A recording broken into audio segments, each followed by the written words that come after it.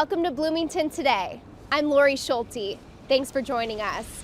First, we bring you the buzz for the week of December 2nd through the 8th, and we're starting off here in front of the brand new JW Marriott that recently opened up to visitors. It was a huge part of Phase 1C and will help eventually connect the mall to its Phase 2 expansion across the street. And what you see here today is actually the key connector that enables Phase 2 to happen.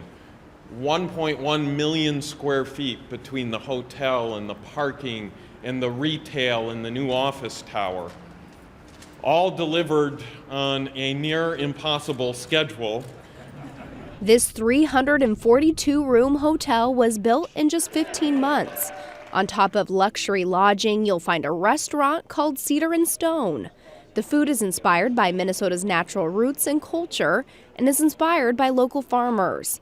There's also 19,000 square feet of event space, making it one of the largest venues in the Twin Cities. This really does continue some of the great momentum that's been going on at the Mall of America. Of course, it started with a hotel on the other side of the mall. There's this one. There is the new addition to the Mall of America, which is happening, which includes a whole lot of things, including the new retail part, this hotel, some office building, and of course, to support all that, there's some additional parking. So it's just great to see all this happening right here in our city.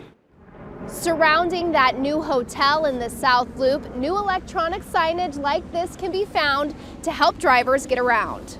This wayfinding project is meant to help drivers navigate around Mall of America, located within South Loop. The 13 new signs can change depending on traffic conditions and parking availability. This real-time guidance is meant to relieve stress on busy intersections and provide more information to drivers on less busy roadways and parking locations. The project started the design process almost 2 years ago, with construction beginning this last spring. The signs are up and running right in time for the busy holiday shopping season.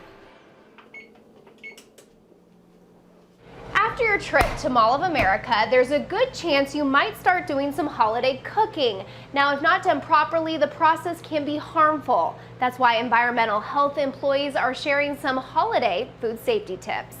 It's always important to wash your hands and surfaces often. This can prevent bacteria from spreading. Just wash your hands for 20 seconds with warm soap and water before and after handling food or using the restroom. Remember to wash those cutting boards and countertops too between preparing different foods. One big food faux pas, cross-contamination. Keep raw meat, seafood, and eggs away from ready-to-eat foods. Always use separate cutting boards and plates. It's also important to cook and cool your food correctly.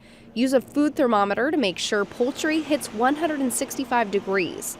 You also want to bring food to that same temperature when reheating. When you cook foods, you really want to make sure it's getting to the proper temperature. And you really don't know if it's done unless you actually use a thermometer to take the internal temperature. To cool, use shallow containers and refrigerate immediately. You also don't want food to sit out at room temperature for more than 2 hours. While those are some tips to protect you in the kitchen, there's also steps you can take to protect yourself outside your home this holiday season. For the next few weeks, Officer Jerry Wuckowitz with the Bloomington Police Department will share some holiday crime prevention tips. We're going to start out with a shopping tip, and that has to do with driving to your location, whatever store or facility that you deem to do your shopping. Always try to park as close to the facility as possible, and especially at nighttime, park in a well-lit area and as close to the destination that you end up going to.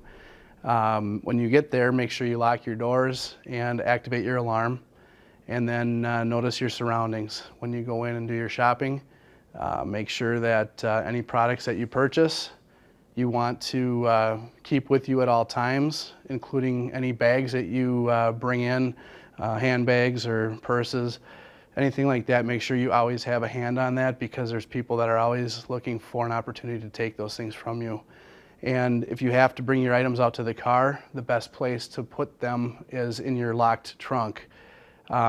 Keep in mind that there could be people watching you do that as well, so try to be as discreet as possible, but never leave anything in plain view inside the main compartment of the vehicle because it's obviously visible, and that'll be a crime of opportunity for somebody to take those items.